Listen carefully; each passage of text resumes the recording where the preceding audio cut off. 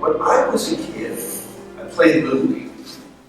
I'm not a very good fielder. They put me as far out in the field as they possibly could. So no one would ever hit a ball to me because I couldn't catch it. But I was a pretty good batter. I'm left-handed. And I batted about 500. It wasn't T-ball, it was fast pitch Little League. And I may not get home runs, but I'll get myself on base. And so I was usually the leadoff hitter for our team. And it meant that I was in every game. And that year we won the championship. We were undefeated. And I have a little tiny trophy that I still keep on my shelf, reminding me of my great baseball career. Same thing happened in graduate school. I played on the Bad News Barons, a softball team. Same thing, I could get myself on base. I was the leadoff hitter, but I was a terrible fielder, so I played catcher.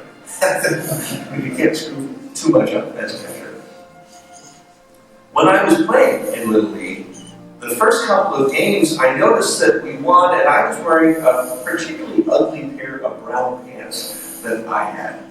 And they became the pants that I had to wear for every game so that we wouldn't break our winning streak. And they got grosser and dirtier and more torn as the season went on. And by the end of the season, I had to get rid of them. And you know what? The next year, I played baseball, and they gave me a uniform. Got a t-shirt to play in, and we lost every single game. That wants to sort of figure out cause and effect. We want to know why things happen. And so we will make up stories to explain why things happen. Well, the Sox won this year because I was wearing that particular outfit. And they didn't win when I didn't have it on. Therefore, I must always wear that. And it's a funny thing. When they do win, it's because I had my outfit on. When they didn't win, it's because they're terrible fielders. We'll sort of gloss over the parts that don't fit with the narrative that we have come up with. And because we like cause and effect, it's amazing how we can find cause and effect. And sometimes in really sort of difficult ways, science makes this happen as well. When people get sick, they often will say to me, I got sick because I did this.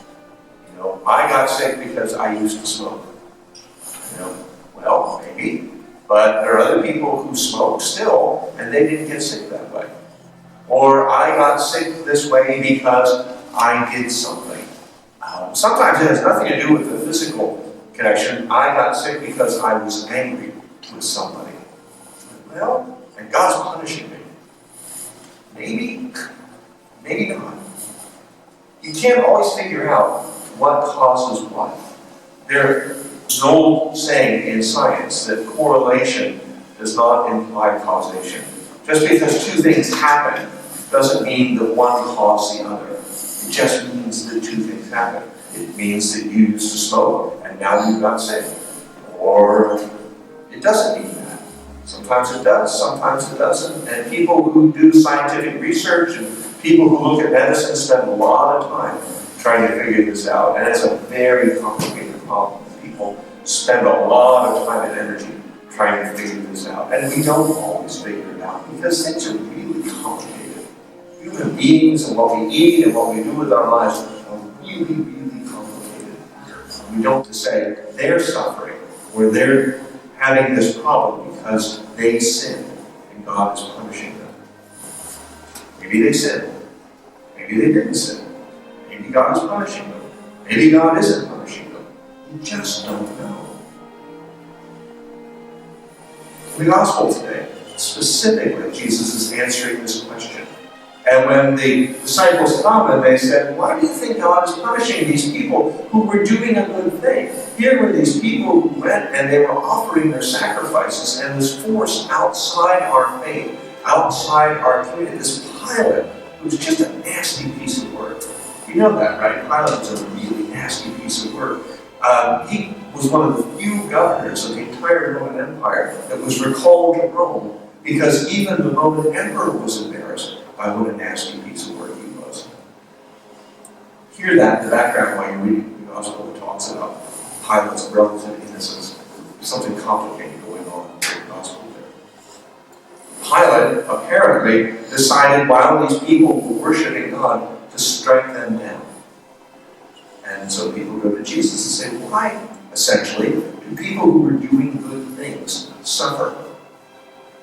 And Jesus turns and says to them, do you think that the people who were in the temple, or in the tower that we just heard about, apparently, that fell, do you think they were greater sinners than everybody else? And that's why they were punished? Do you think when an airplane crashes or an accident happens and someone loses their life, that God is letting the airplane crash because the people in the airplane are bad? No. And that's the thing. We don't know. We really don't know. It's hard because the Bible does say that sometimes when you do something wrong, there is a price to pay. But it's not always clear that it's God who's making you pay the price.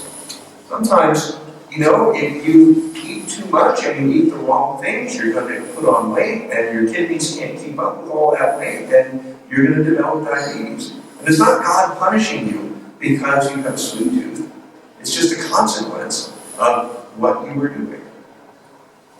And that's actually probably how it often works. But sometimes you get diabetes, and it has nothing to do with your diet. This farmer had a fig tree, the fig tree didn't bear fruit, and the owner came to say, let's tear down that fig tree. Now, you have to know a little bit about Middle Eastern storytelling to know that that's a common story. And there were parables in rabbinic literature and in sort of wider literature about how that happened. There was a fig tree that didn't bear fruit. The ruler came and tore up the fig tree. It's a cautionary tale. You must bear fruit, or the ruler will punish you for your failure to bear fruit. And this story goes the other direction. Because the gardener says to the ruler, wait. Let me see what I can do about this. Let me churn up the ground. Let me mess things up. The ground is all nice and orderly. Let me dig it up, turn it over, mess everything up. And let me put really messy stuff on it. I'm going to put manure on it. Things that are full of chaos and decay. And I'm going to put that on it. Because we know, as people who garden and grow, that if you do that, oftentimes a plant will start to grow again. It's a funny thing. If you want a plant that's stuck to start to bear fruit again, what do? You mess with it. You put manure on it. You put chaos. You basically make its environment more chaotic. And it doesn't always make a difference, but a lot of times it does. And it saves the tree. And what I think Jesus is saying in this, and what people say to us in Holy Week from the Cross, is that suffering doesn't necessarily mean you've done something bad. That suffering can have a whole lot of different causes. Sometimes it is because you've done something bad. Sometimes it's because God is stirring you up so you will bear more fruit. And sometimes it is for a cause and a reason that we simply can't understand. You asked me to give you a long 2-hour lecture. I'll explain to you that I think is the answer to the book of Job. And the question of why did bad things happen to good people? And the answer is we simply are unable to understand the answer. But I think the important thing for us is to not automatically connect the fact that something bad has happened with we are being punished. With something bad has happened to somebody else and they are being punished. They are starving because God is angry at them. They can't have children because God is angry at them. They are dying because God is angry at them. No, they may be dying because that is the way of life. That it comes to an end and we are reunited with God. It may be that they aren't able to have children because God has a plan for them to do something extraordinary. And they wouldn't be able to do it if they had children in them. To me, that's what Jesus does for us on the cross. It's a funny word, but it's the best word I've got for it. He recontextualizes our suffering.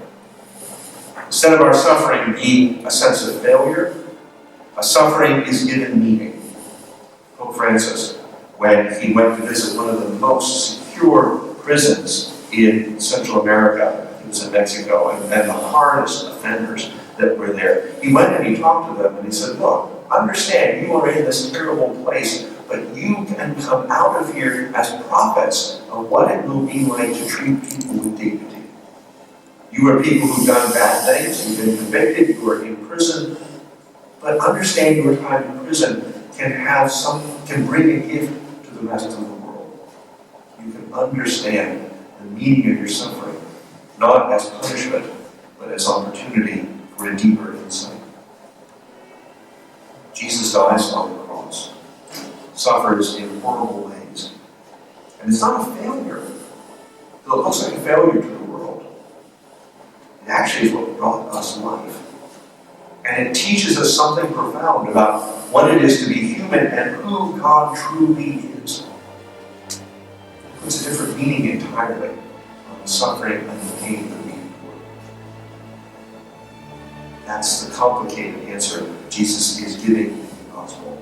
And I think as we make our way through our Lenten discipline this year, it's an opportunity for us not to see Lent as a way of chastising the body so that God will love us more, but as a way for us, in a very sort of controlled and thoughtful way, to suffer a little bit and to understand that we are learning new insights from that small bit of pain, so that when something larger comes along in our lives, we are not bowled over, but even from our knees, we learn something more profound about who God is. We've not put these lessons together. Maybe they were thinking something that's deep and profound in it.